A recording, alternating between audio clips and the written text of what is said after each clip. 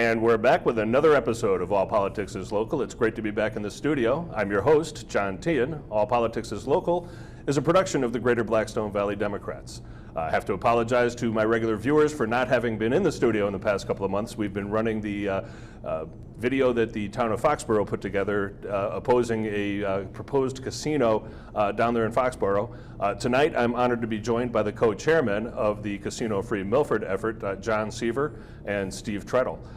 Casino Free Milford is a grassroots organization that was brought together to make sure that the citizens of Milford can make an informed decision when it comes time to vote on any casino referendum that we're looking forward to at some point later this year. It has to be held, I believe, within 60 days of the signing of a host agreement between the Board of Selectmen and the Foxwoods Casino. So, John and Steve, thank you so much for being here tonight.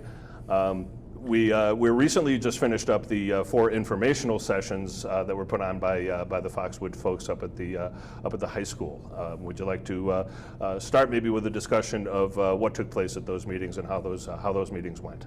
Right, John. Yeah, well, thank you, John, for having both myself and Steve here.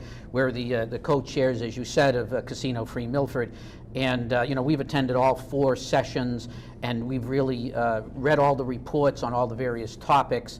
I think, generally speaking, we're very disappointed in the one-sided nature of the presentations. I mean, as one citizen from Milford said last night, he said, well, where's all the bad stuff?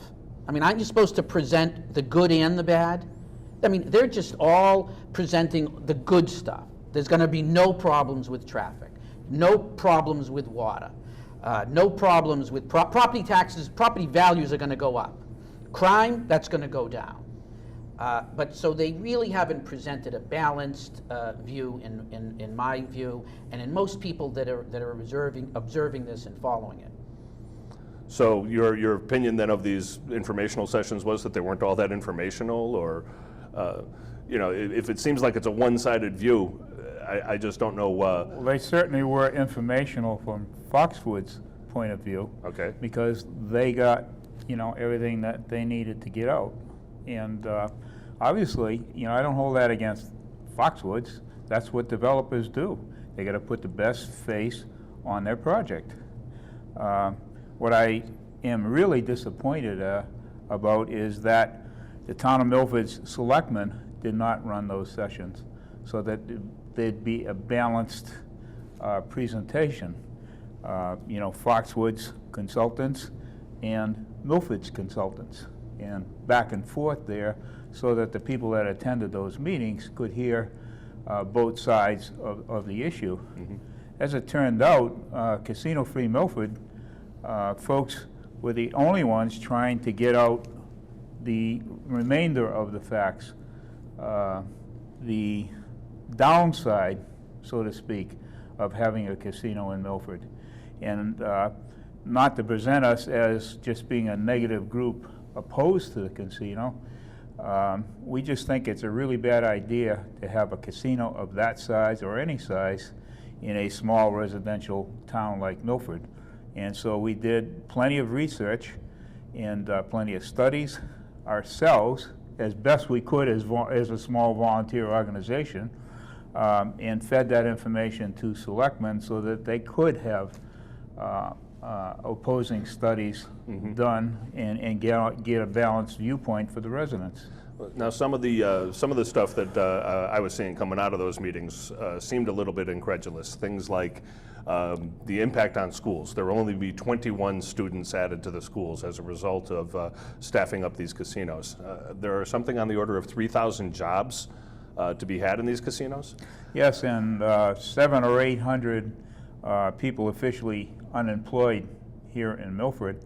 So that leaves 2,500 jobs that have to be filled from the outside. And we know that the majority of those jobs are relatively low-skilled kind of jobs. And so we're going to have a big influx of workers into the town, which causes many other issues. Right, and we saw, I think we saw in the case of Connecticut, when those casinos opened in Connecticut, that they went to English as a second language students. They had quite a few ESL students by comparison to prior to the casino opening. Is that correct? It's a perfect example. The city of Norwich, which is where all the casino workers live in Connecticut, has major problems with crime and with school enrollment and the run-up of the English as a second language enrollment. But who did Foxwoods Milford bring last night? They brought a guy from Stonington, which is more than 6 miles away from Foxwoods, from Ledyard. 6 miles. It's like saying people in Upton, bringing somebody from Upton and having them say, "Oh, everything's going to be fine." Well, up in Upton, it is going to be fine. Sure. Here in Milford, it's not going to be fine. We're ground zero, as Foxwoods said.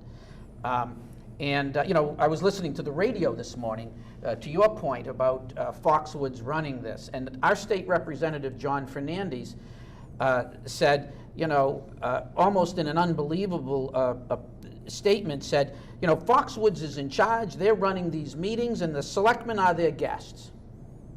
What else do you need to know? That doesn't seem right to me, certainly. With Foxwoods having a vested interest in bringing this casino in, obviously they're looking at shrinking market share if a casino is built anywhere in Massachusetts, because a lot of people from Massachusetts today take the bus or take a car ride down to Ledyard and go gamble down there. Certainly they're going to be missing out on a lot of that, and so that's their only interest really in putting in a casino here is to maintain market share, more or less. Right, and I'm very doubtful on whether 4 big, 3 casinos and 1 slot-only parlor can make it in Massachusetts. I think it's too many.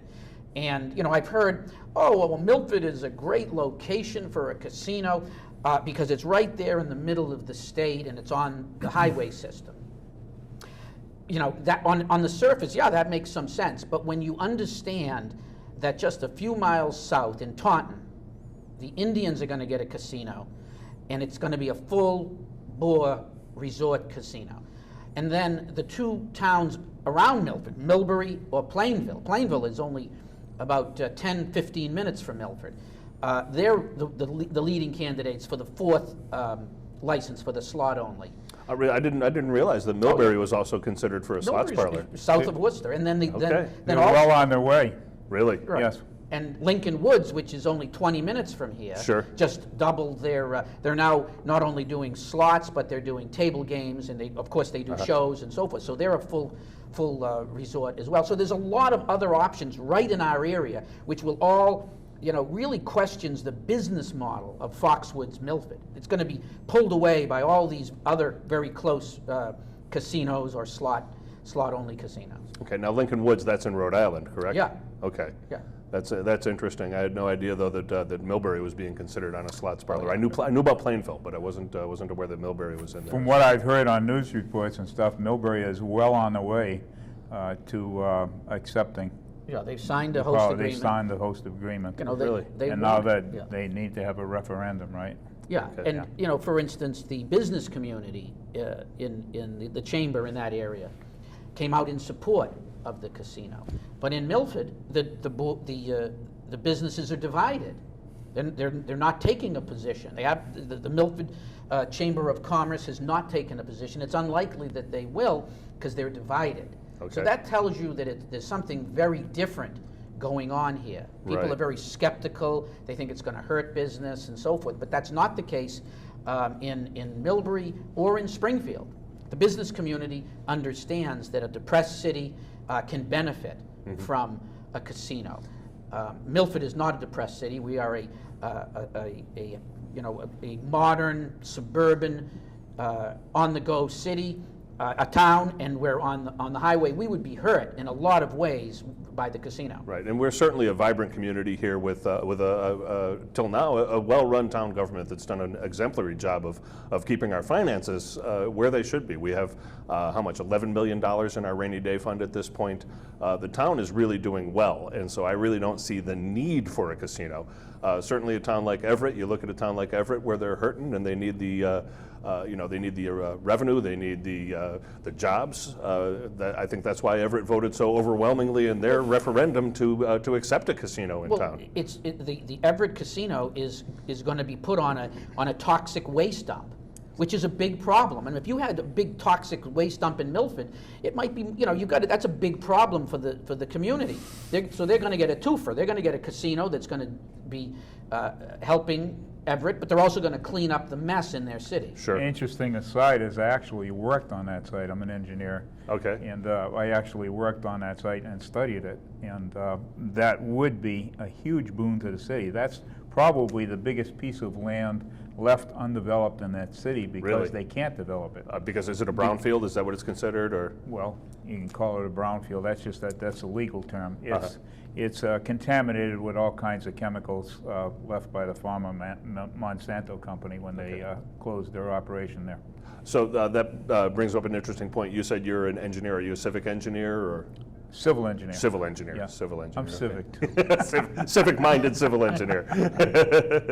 And John, your background, I think you said you were a former selectman in Milford, correct? Yes, I was a former selectman, and I also have my own healthcare consulting business, working for health insurance companies and hospitals and so forth.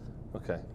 Okay. So yeah, interesting stuff with what else was on there for the meetings that we held recently. Water and sewer. What are the water and sewer impacts looking like? I'll let John speak to the water because he really presents the data that I developed very well. So Yes. I'm going to turn that over to John. And you're going to talk about the sewer. I'm going to talk I about don't know the anything sewer. about the sewer. I just, you forget it. Here's an interesting fact. Sean Reardon, who's the Foxwoods engineer, who handled putting this, the water information together, he said, when Selectman Murray at the Selectmen's meeting a couple of weeks ago asked, did you take into consideration all the other homes that are going to be built in Milford at Walden Woods or at up on Beaver Street or Stone Ridge office or the assisted living facility or the Milford Hospital's new wing and emergency room, on and on, a long list. He said no. We didn't take any of the other things going on in Milford into consideration in the water analysis.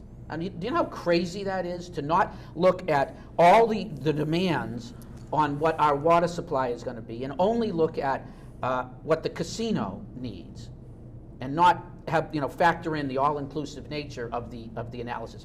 It's crazy and it's inappropriate, and that's just what they admitted to doing. So there's other questions then as far as the completeness of the. Well, the other thing is, there was a lot of misinformation presented by the consultants. For instance, they kept focusing on all the water that we have in the ground, right? Here's the facts.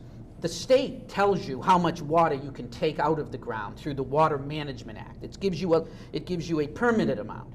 It doesn't matter how much you have in the ground. You aren't allowed to access it because they set this very conservative limit. They're trying to conserve water. That's the whole point of the Water Management Act. So to talk about the gross supply of water is misinformation. What they should be talking about, which I kept harping on, is the limit, the amount we actually can take out, and the amount that we're actually demanding now. And it's a very small gap.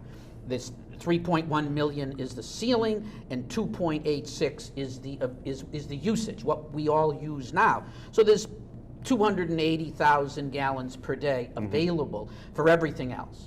And it's not just for the casino. The casino needs all of that. But we need to put water aside for all the other growth that we mentioned, Sure. And for future generations. Sure. I mean, and also hold some in reserve. I mean, the one of our paid consultants for the town said, a town like Milford needs to have a reserve capacity just for contingency problems of about 350,000 gallons per day. Well, that's everything that we have available. Just, so all of it should be held in reserve. There really wouldn't be anything for the casino if you do the math correctly. Sure. Now, I was actually able to attend the water and sewer meeting, and it seemed to me that what they were talking about with 2 of the wells was they were pretty much going to max those 2 wells out, and that really wouldn't leave us much in reserve, like you say. Yeah. It seems to me that's kind of a short-sighted thing to be doing to our water supply. And even the wells, it's very questionable whether that, David Confrey was very uncertain whether those wells can actually produce more water. One of them is Clark Island well, which is in Milford Pond, and that's going to be dredged. That's going to affect that whole ability to, it may ruin the wells. That there's a strong possibility that could happen. So to bet the farm on Clark Island wells is really a difficult, difficult analysis, and there's perhaps there's a good chance that no extra water would be able to be produced from the new, enhancing the well at Clark Island. Okay. And what was the amount that they said that they needed per day? It was about 291,000 gallons a day, something along those lines. Well, I mean, that's it. No, they needed 270,000 Okay. gallons per day. It is interesting that they're going to put more water into the sewer system Then they're going to take than out. they're actually taking from the water system. Right. And they haven't. And then of course, when you take water from the system, some of that gets evaporated with the water cooling towers. A lot of it does. It's really, their math does not add up Okay. at all. And they talked about different methodologies for sewer and water, Right. but it's completely inconsistent. Right, and that's another thing too. I don't know if you were at the meeting. I don't know if you heard me point out one of the charts that they put up on the screen didn't foot. They showed the amount of water that we take out of the Charles and the amount of water that we can get from this well and from this well and from this well, and then they had a total line at the bottom, and they didn't add up. It didn't even come close. You caught that, huh? I caught that, and I interrupted him and said, "I'm sorry, but your numbers don't foot." And he made some kind of an excuse as to why they don't foot. But I mean, it was plainly said total, and the total didn't add up. And I thought that was kind of unusual. The bottom as line well. to what John said is, we could, by adding more wells, take more water out of the ground, but we can't by permit. Okay. Yep. By the Water Management Act. Yep. Okay, and we're just below that permitted limit. We could probably accommodate Foxwoods, but there wouldn't be no room for any of the other developments in town. And there's plenty of Makes no development going. sense. There's plenty of Makes no development sense. going on in town as well. So- I'll speak to the sewer now, and Sure. and I'm gonna give a balanced viewpoint here, okay? Because I think what they propose to do for the sewer is a positive for the town. There is no sewerage I'll call it East Milford, but running along Route 16. Mm-hmm. The sewer line would be extended all the way to the Holliston town line, and folks there would be able to tie into the sewer there. That's a positive. Okay. The Commonwealth of Massachusetts DEP requires for new developments that, well, let me back up a second. A lot of the capacity of the sewer treatment plant is used up in groundwater infiltrating into our old leaky pipes. And that clean water gets into the pipes, goes down to the sewer treatment plant, and they have to deal with that whole big quantity of water because they can't separate it from the sewage that's already in the pipes. And so DEP has a program by which if a developer proposes to extend the sewer line or tie in a development into an existing sewer line, they must provide 5 times as much as their usage in reducing infiltration in these old pipes. And that's a really good law, especially in the Northeast where we get a lot of really old leaky pipes and broken pipes underground. And so that's not a gift from Foxwood, by the way. Right, that's required. Every developer is required to do a 5-to-1 remediation of I&I. But for the town, it's a positive. They get the sewer extended, they get the amount of infiltration reduced, so there's less load on the plant. Okay, now on that point though, 5 times is required by the state for any development. Any development, correct? yes. So here's Foxwoods coming into town, where we have organized opposition that doesn't want them to come into town. you would think that they would at least say to themselves, well, let's try to offer maybe a little more than Yeah, you would think, huh? than what's absolutely required. Well, what they of us. did, and it's the typical spin. They spun this whole thing by saying, we're going to come in and fix your sewer pipes for you as part of our remediation. Right. Right, right. But it's Not actually what's mentioning required that of them. it's required by law.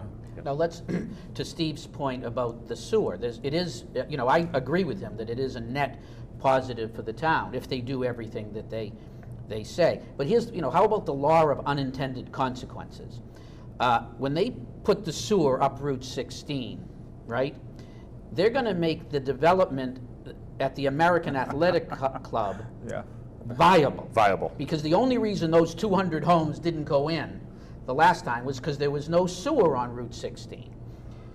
Foxwoods comes in, puts a sewer on Route 16, immediately that becomes viable, and there'll be 200 more homes that will add more demand to the water system Sure. and into the sewer system. And then there's another development just further up also that could be developed that was talked about. So you know, this is the law of unintended consequences. You do something and you have other negatives, in this case extra demand. But that you wouldn't hear any of this in their presentation.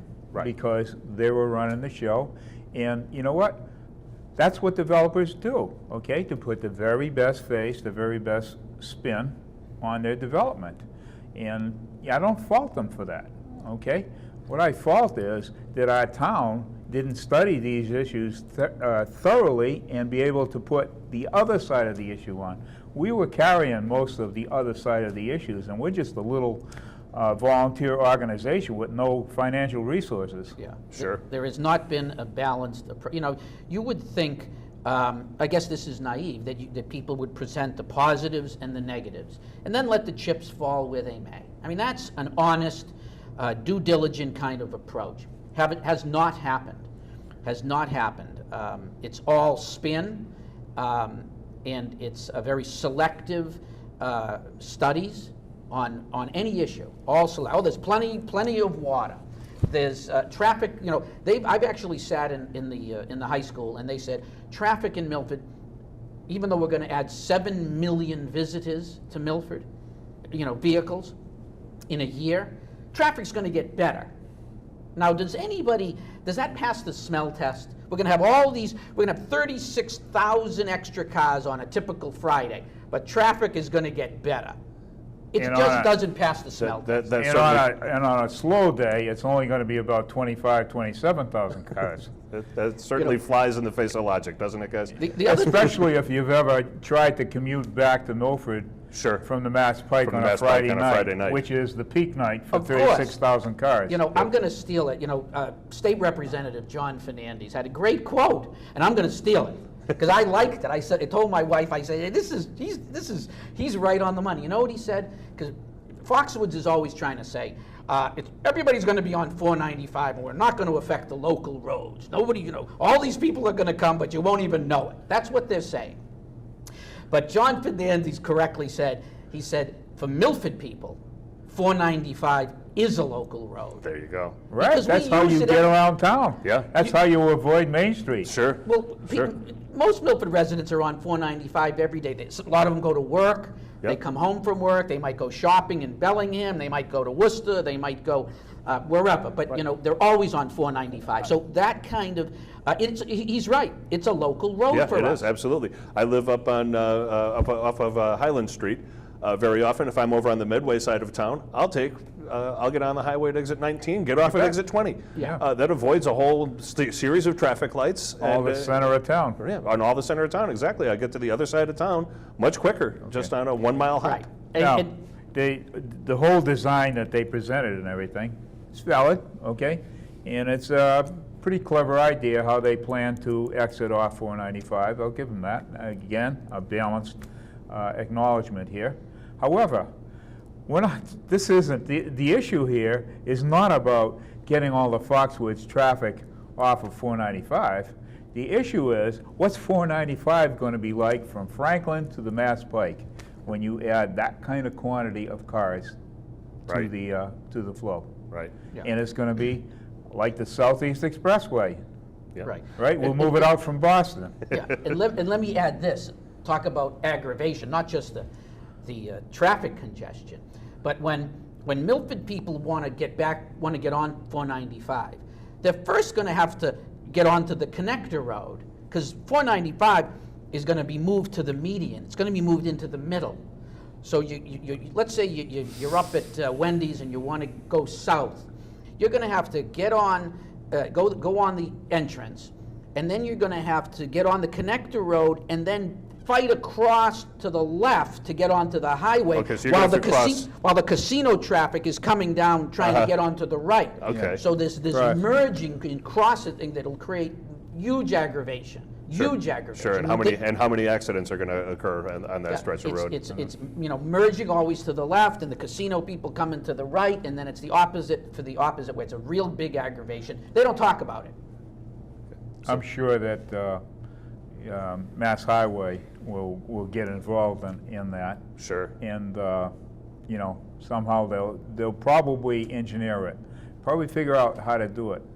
But that could make their scheme not viable.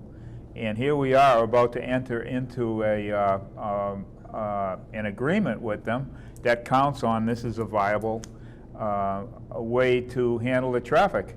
And so the selectmen will be voting on a host agreement where the design is still in the very, very, very conceptual stages. Wow. Right. Yeah. I mean, I have to, talking one more point about the traffic. Last night, they made a presentation on the environment, the effect of the casino on the environment, the wetlands and air pollution and all that. And Chairman Buckley brought up a great point. He said, does your environment study include the impact of all the highway, all the new roads, the collector roads and the overpass and the new, all this impervious surface? I mean, no. Air pollution he's talking about. Yeah, no. Exhaust. Yes, but I'm talking about the environmental impact study that Foxwoods did is only their footprint. They ignored all the roadways. All the roadways. Yes. Which is a huge negative impact. So Sure. someone asked about that. It was Chairman Buckley. Chairman Buckley. Asked about that. You know what the response was? Well, the Mass Highway is going to own that road after we develop it and stuff. So it's really their up problem. to them to address the air pollution and the water wow. issue. Yeah. Now, the issue with the impervious surfaces, that's got to do with the phosphorus that's leaching into the Well, Charles first of all, River, it's got to do right? with all the runoff that's going to happen, Right, because you're the taking runoff. out all of the trees in the median, and you're paving it all. So you're increasing the runoff tremendously, Yep. okay? And so you got to deal with all that stormwater. Now, engineers can engineer that, but, that adds to the stormwater issue that we have in town and the extraction of phosphorus. Sure. There was some big And big a lot things of people going on. don't understand and know about that, but Yeah. the EPA is really coming down The hard. EPA was here a couple of years ago, and I guess that got tabled for the time being because of the expense that was going to be involved with coming up, though. with Coming up. fixing that, and Yep. that's certainly not an issue It's that's upon gone us. away. Right, right. I mean, this is really, from the big picture, this is a very divisive issue in the town. And, depending on the outcome, I'm not sure that it's not going to be a permanent problem. Here's an example. Sean Reardon, the Foxwoods engineer, he said, the people of East Milford are going to have to take a bullet for the rest of the town. Take a bullet for the rest of the town. That the several thousand people that live in Ferguson or in Wildwood or Zane Circle and all that, they're going to have to take a bullet for the rest of the town. Here we are, going to be asked to sell out a chunk of our fellow Milford residents for a payday. Well, I for one and Steve for another, we are not going to sell out a big chunk of Milford residents for a payday. Absolutely not. Now, interesting segue on the payday front. From what I understand, the host agreement with Foxwoods, they're entering into like a $20 million a year payment to the town. Can we talk about that a little bit? What happens there? Yeah, we sure can. I mean, That's a positive. Everything else being equal, who wouldn't want the money? But as you said, Milford is a well-managed town. We have money in the bank. We have new schools, new police and fire. We're in reasonably good shape. Or if we were in a very bankrupt type state, it would be a different discussion. The $20 million, however, they're we're going to give you $20 million. They're not giving us anything. The $20 million is their corporate property tax obligation. That's their assessed value times the corporate rate, the commercial rate, is $20 million. It's about 19 and change. Yeah, that's their obligation. They're not giving us, they have to pay that. So they're not giving us anything extra. That's like the infiltration in the sewer. They're not giving us anything. They're going to do it, right? Okay? But they have to do But that. that's not a gift for us being the host community. I submit that we ought to be talking $40 million in that host agreement. The basic property tax and then an aggravation tax. Sure. Yeah, I mean, it's crazy. It's like saying Waters Corporation, which pays, let's say, $3 or $4 million a year in property taxes. It's like it's like saying, oh, well, they're giving it to Milford. They're not giving it. That's an obligation as a business, just like residents have to pay their own property taxes. Sure. So the $20 million is a legal obligation. It's not anything above and beyond. That's number one. And So, John, you're not giving a gift to the town every year? yeah, I mean, are we giving gifts when we pay our property taxes? No. I thought you included it with your Christmas card every year when you sent out those checks. And then the other money, the $2.5 million for police and fire and so forth, that's just because we're going to have extra expenses. So that's the extra money is to pay for the extra 11 police officers and 9 or 10 firefighters and whatever else expenses are included. But there's no profit as far as I can see. There's new costs and some extra revenue. So those offset to maybe a little money, but it's not worth talking about. It comes back to the definition of remediation. What is remediation? Remediation is compensation for damage caused. Right, right. And so you mentioned 11 new cops on the beat. If there's not going to be any increase in crime, why do we need 11 new cops on the beat? I'm not quite sure I understand that. Yeah, it's again complete misinformation and nobody answered that question either. Yeah. Really? Yeah. I mean, Yeah.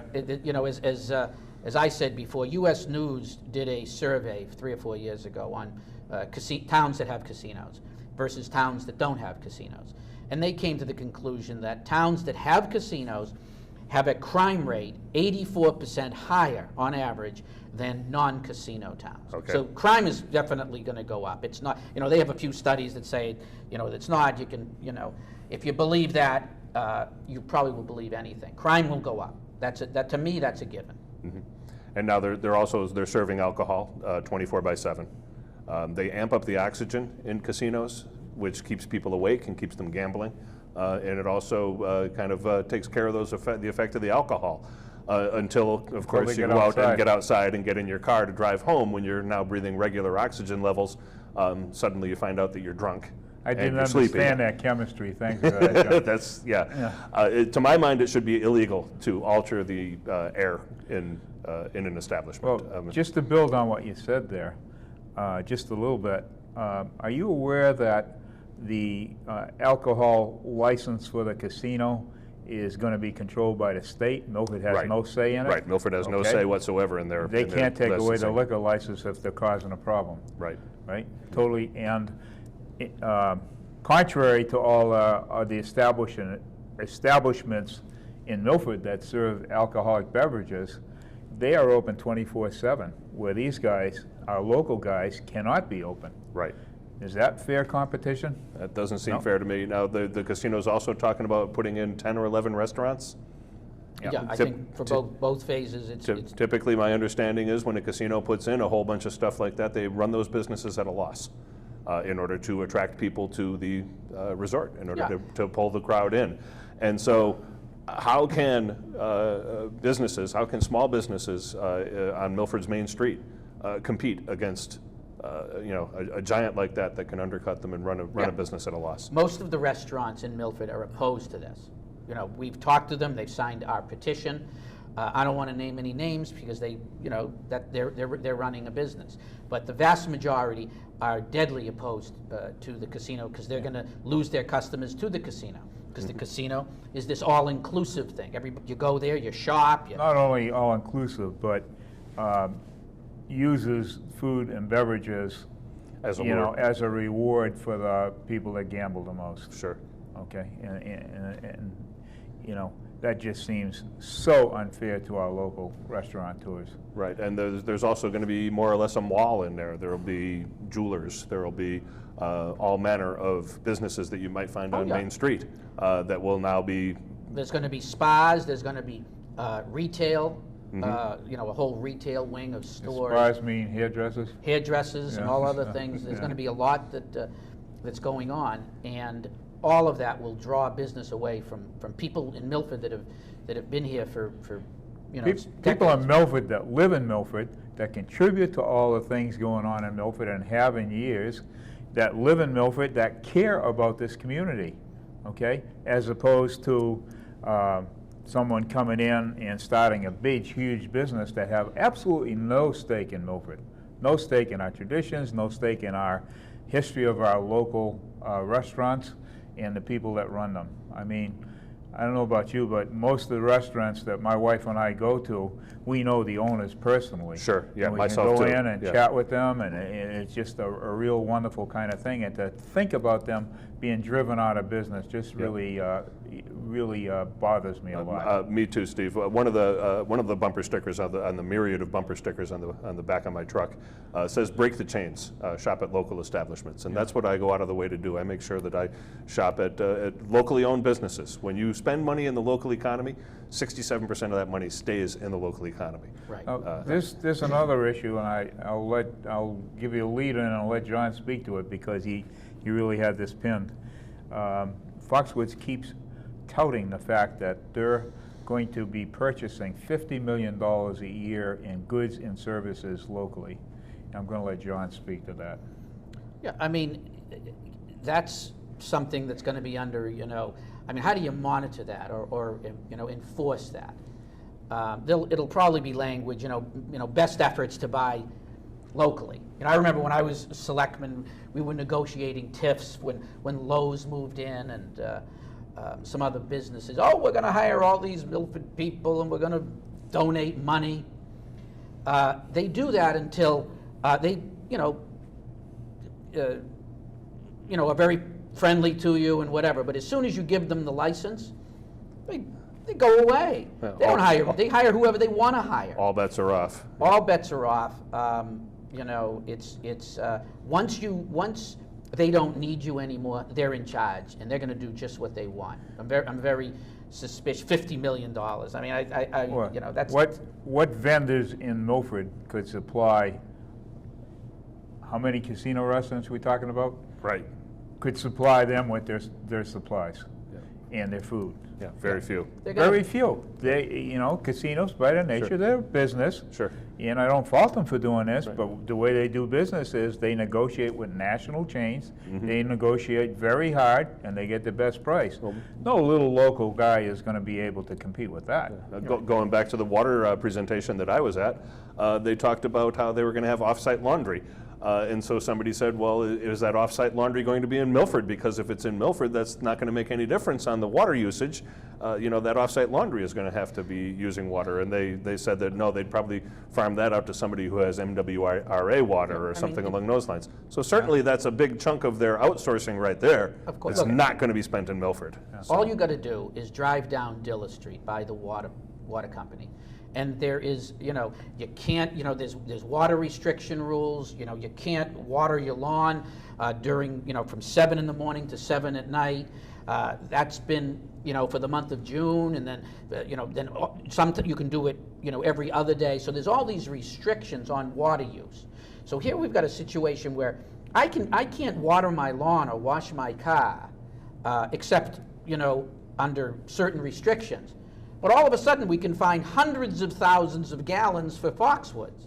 Don't you find that a little hard to believe? It sure is. A little unbalanced for the residents of Milford. Actually, new homes in Milford can no longer hitch up an irrigation system. You aware of that? No, I wasn't aware of that. Yeah. Okay. Yeah, all in the interest of conserving water, Uh-huh. so that we can give it to foxwoods. Yeah. So, sometimes when I drive past somebody who's irrigating their lawn, they'll have a sign on there saying that they're using groundwater. Yeah. So I guess there are some people who will actually drill a well and use can. groundwater for that. So Probably you can. cost you around 10, 12 grand to put that well Sure, in. But, sure. yeah, it But- works. But yeah, you can. And I think it's mostly businesses that are doing that, where they're Yeah. Right. they're putting up a sign saying groundwater in use. So Right. when you see that, Right, let's talk a little bit about property values. Sure. You know, because traffic, water, what was the fourth thing? Traffic, water, Crime. property values, and crime. So we've talked about the first three, but we really haven't talked about the effect of the casino on residential property values. And a couple of weeks ago, Scott Butera, from Foxwood, said there's no question that the homes immediately around the casino are going to have a decrease in value. He said that. He said that actually several times. But now they're changing their tune. Now he said, and No, he didn't say. He brought in the experts to say. he brought in the experts, but he supported them. Now the property values, get this, the property values immediately around the casino are going to go up. On Zane Circle, they're going up. On Wildwood, they're going to go up. In other words, this is homes that are some within 600 feet. You can see the casino. sure. Their values are going to go up because the level of economic activity is going to go up, and therefore so forth and so on. It is so, first of all, it's the exact opposite of what they said a few weeks ago, number one. And number two, it's not believable. It makes no sense. It's a big negative. The noise, the traffic, all of what we've talked about is right there. Even just your view. I It's- mean, if Yeah. you're 600 feet away from a giant edifice of a casino, your view is spoiled. Common sense. Look at what John's talking about. You're a young family, and you want to move out of Boston, and you want to start a family. You want to give them a good education and everything. And you're looking around, and you look at Milford. Gee, Milford's a casino town. They got real traffic problems there. They got real bans on water there.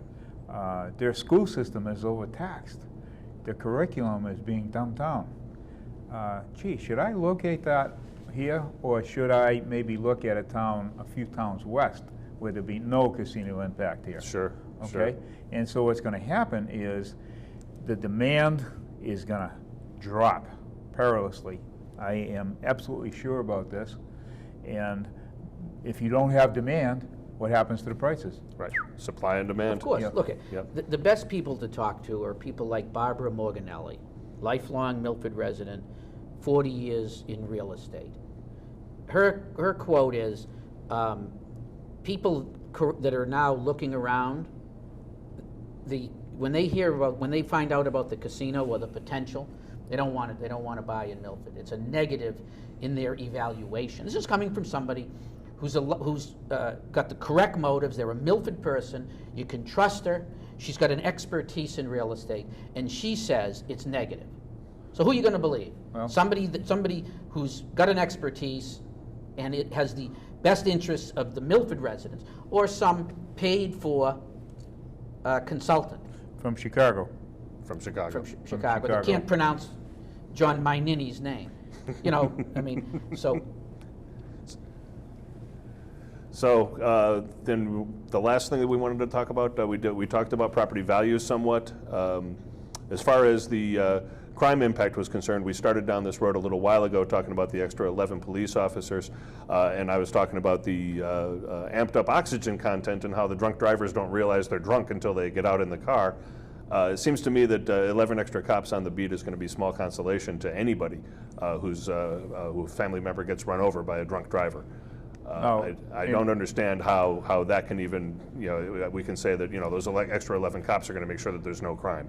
Again, to present the balanced view here, when you look at what's happened around the country, anecdotally, I'm going to say now, okay, because I don't have all the figures that the experts have, okay? Mm-hmm. But anecdotally, you look at it, and what are the crimes that happen because of a casino locating in an area, right? Operating under the influence, embezzlement, local businesses, from local businesses. Okay. So people who are addicted to gambling are Yes. are more likely to embezzle. yeah, because they'd funds be from- getting themselves in yeah. financial trouble. Or they just want to keep gambling because they're Yep. addicted. Okay, Yep. the whole business plan of a casino is to get people to the casino, keep them there as long as they have money, Mm-hmm. and then send them on their way. You know, feed them the extra alcohol and whatever it takes to take their money. What I say, embezzlement, OUI, drugs, okay, plentiful, and prostitution. Okay? Someone at the meeting last night said, I went to a conference in Las Vegas. I wasn't in my room 10 minutes ago, then I had this piece of paper slipped under me with the phone numbers of all the call girls that were available to me. Wow. Okay, right there, blatant. I'm not saying that the casino is running that. Sure. But you know, it's But going to somebody attract is. that. Yeah. That's the element it attracts. Okay, so you've got those 4 kind of crimes. I lost my train of thought now. You were on crime. Yeah. You were on crime. Where do I want to go with this? Okay, so common sense. Well, you know, to give the casinos their due, the crime usually doesn't happen on the casino site. Okay. Because they have very good security. Sure. Because they want to make sure, you know, nobody's stealing from them at the tables and.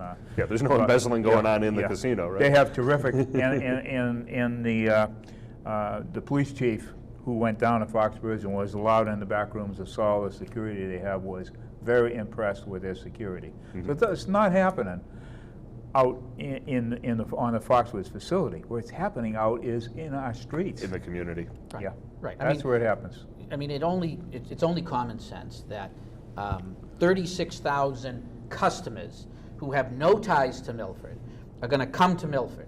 Now, their motivations and their interests are completely different than Milford residents. We care about our town.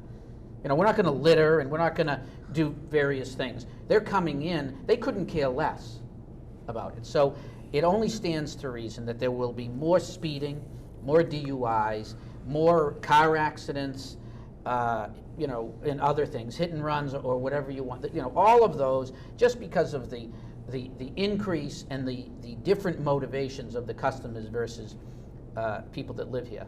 This is our home. It's not their home. Right. And people act differently when it's not their home. Yes. Yeah, absolutely. One other thought that I had, something I brought up last night. Foxwoods has said numerous times that, guys, you know, we're only using a little tiny part of this site because there's so many environmental constrictions and constraints against us developing, okay?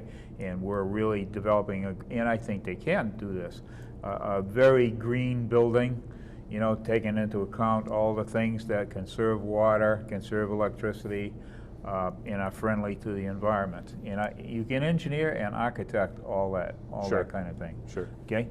But what they said is, hey, if you don't vote for us, vote for this project, and change the zoning from, what is it, office residential. park, right? No, it's residential right now. No, it's commercial, It's but commercial. okay. but it Yeah, it's doesn't allow commercial. for a casino there. Okay. It doesn't allow for a casino. So it's commercial, but it's commercial, I believe, office park kind of thing. Yes. Okay? So let's do a common sense thing. If they're, and they gave statistics of, if you build it out to these commercial permitted densities, you know, you're going to have far more traffic coming into that site than Foxwood will generate, because it's all going to come in by your little back roads here. And you have a real problem where we're taking most of the traffic out to 495. Okay. And that's their argument. So if you don't, you know, change the zoning for us, you know, somebody else is going to come in, develop an office park, and create real havoc with your Route 16. Well, the fact is, if all of those environmental constraints for use of land applies to Foxwoods, sure as hell applies to any other To development anybody else. coming in. So you can't build out the whole site. You cannot build out that Well, whole site. look at the site, the Old American Athletic Club, where they couldn't put in that 200-unit 40B housing that they wanted to That's put in. right, that's If- right. If they It's- couldn't put that in, it's because... It's you the know, same thing with this So plot. let me take it a step further now. So let's assume that an office park comes in and builds what they can build on the land where they can, the upland where they can build, okay? And think about when you drive down Fortune Boulevard, okay? You drive down, you never traffic problem on Fortune Boulevard. Right. You look at the businesses, the signs along the way here, you don't even know they're there, Right. okay? Right, they're up What to- you they're do right off know the is they road, pay yeah. really good taxes. Yeah. Okay? And absolutely no impact on the community. You drive by, and if you don't look at the signs, you don't even know those businesses are there. That's the impact that they have. Now, you bring in 7 million people a year with the Foxwoods development, that going to have an impact? Might. Yeah, absolutely. Yeah. Absolutely. 7 million people who could care less about the town. These Sure. businesses are located here. They care about the town. Now, as chairperson of Milford's Renewable Energy Committee, we actually sent a letter to the Board of Selectmen twice concerning the casino. When the casino was first proposed, when David Nunes was involved, and again shortly after David Nunes left the project and Foxwoods took over.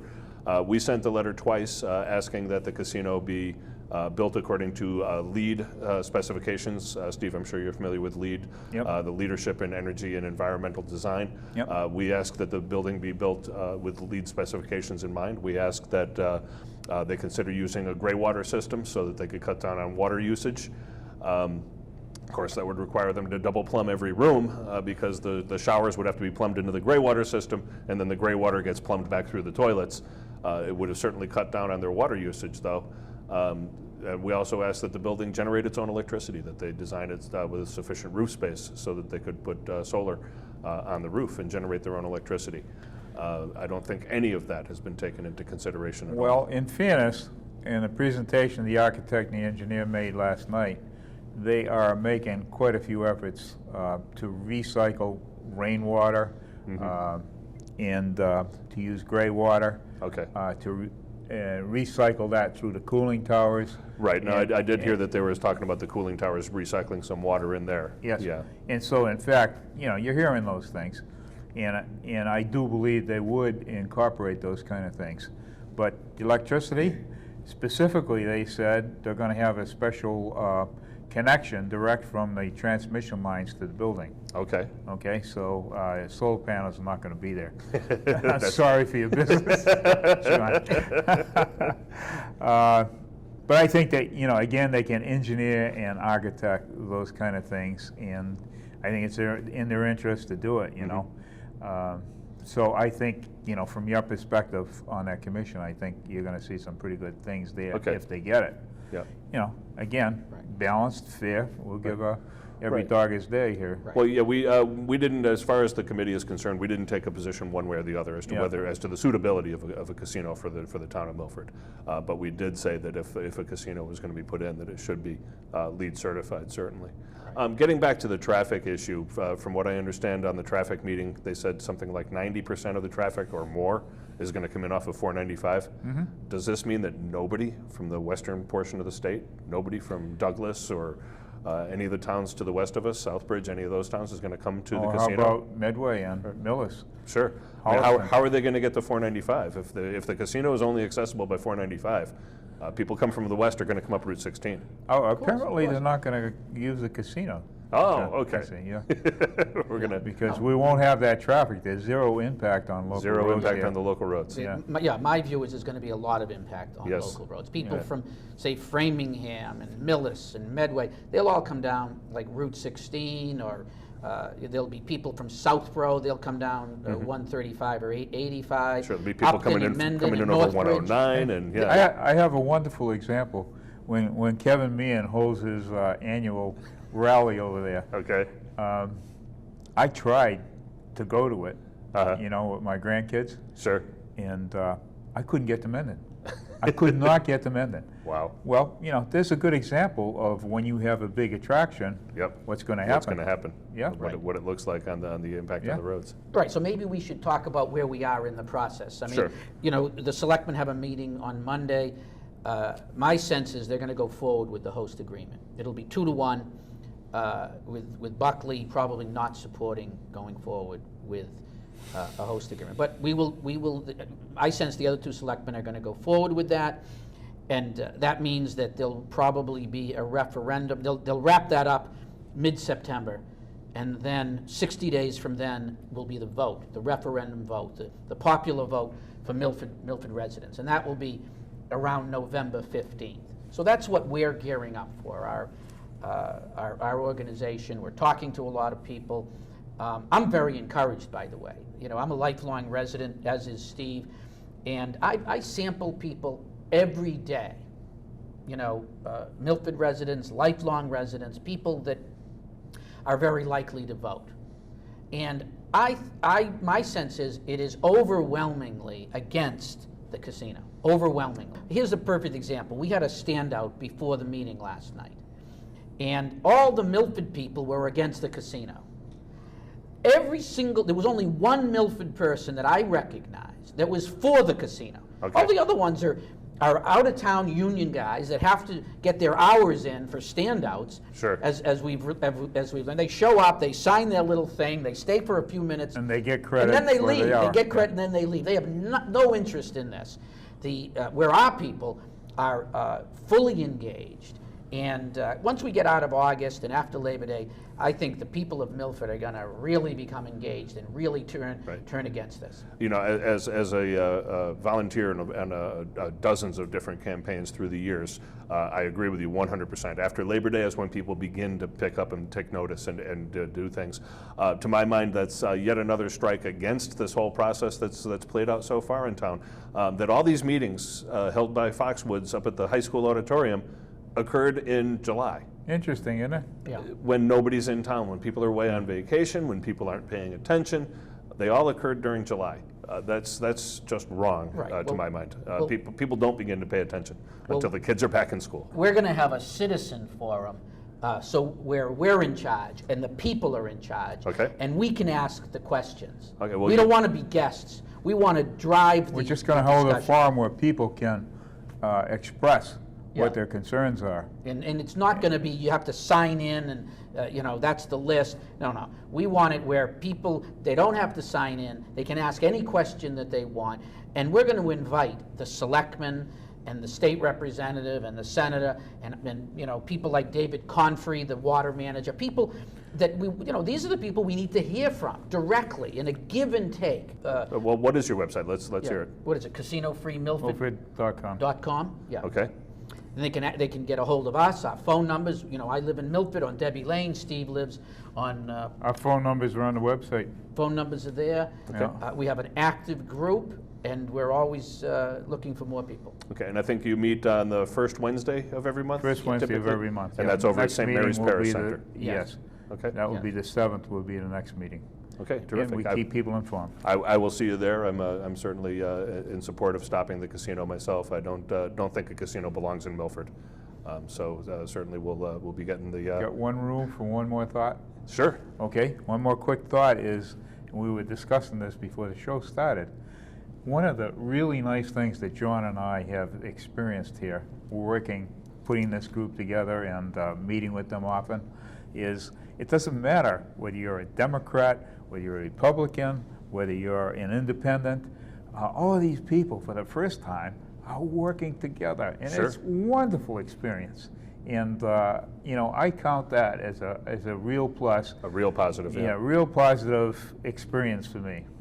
Okay. I think John Absolutely. does too, yeah? Absolutely, it's a great experience. Well, again, gentlemen, thank you so much for being here tonight. Really do appreciate it. You've been watching All Politics is Local, a production of the Greater Blackstone Valley Democrats. Thanks for tuning in. We look forward to getting our next show out probably within the month or so. But this show will be on the air for quite a while. I hope you enjoyed it. Good night, everybody.